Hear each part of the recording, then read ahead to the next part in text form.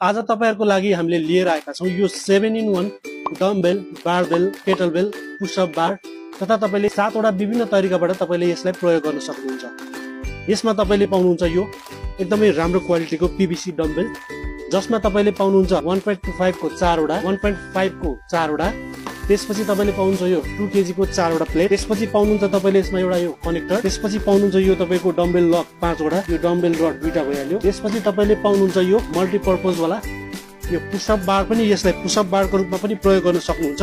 एकदमै राम्रो ग्रिप छ। साथै यसलाई तपाईले केटलबेल तथा विभिन्न अरु पनि तपाईले बनाएर प्रयोग गर्न सक्नुहुन्छ। सुरुमा म तपाईलाई यसलाई डम्बेल बनाएर देखाउँछु। डम्बेल बनाउन मैले राखे यो 2 केजी को एउटा 1.5 को एउटा 2.5 को एउटा यसरी राखे तपाईलाई देखाउनको लागि। अनि यसलाई मैले लक गरे।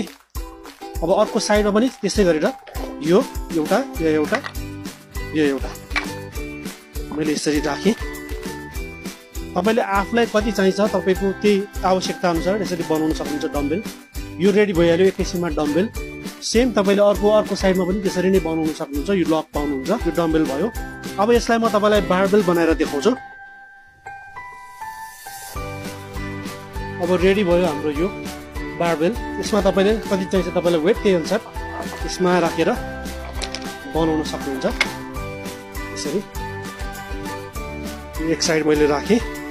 अर्को साइडमा पनि सेम त्यसरी राखौं। यो भयो तपाईको बारबेल। अब यसलाई मजाले तपाईले कसरी प्रयोग गर्न सक्नुहुन्छ प्रयोग गर्न सक्नुभयो।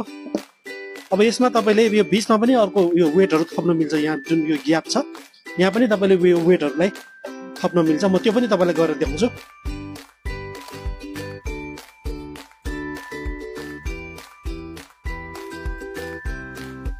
यसलाई तपाईले यसरी पनि बारबेल बनाउन सक्नुहुन्छ। यो बीचमा पनि वेट राख्न सक्नुहुन्छ, साइडमा पनि राख्न सक्नुहुन्छ, साथै तपाईले छेउछेउमा पनि राख्न सक्नुहुन्छ। यसलाई पनि यसरी तपाईले बारबेलको रूपमा प्रयोग गर्न सक्नुभयो।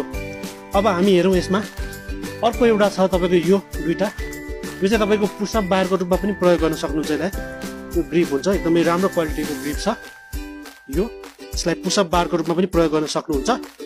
यो जुन तपाईको पुशअपको लागि चाहिँ यो भयो। यो पुशअप भयो। अब यसैलाई हामीले अरु प्रयोग पनि गरेर हेरौं।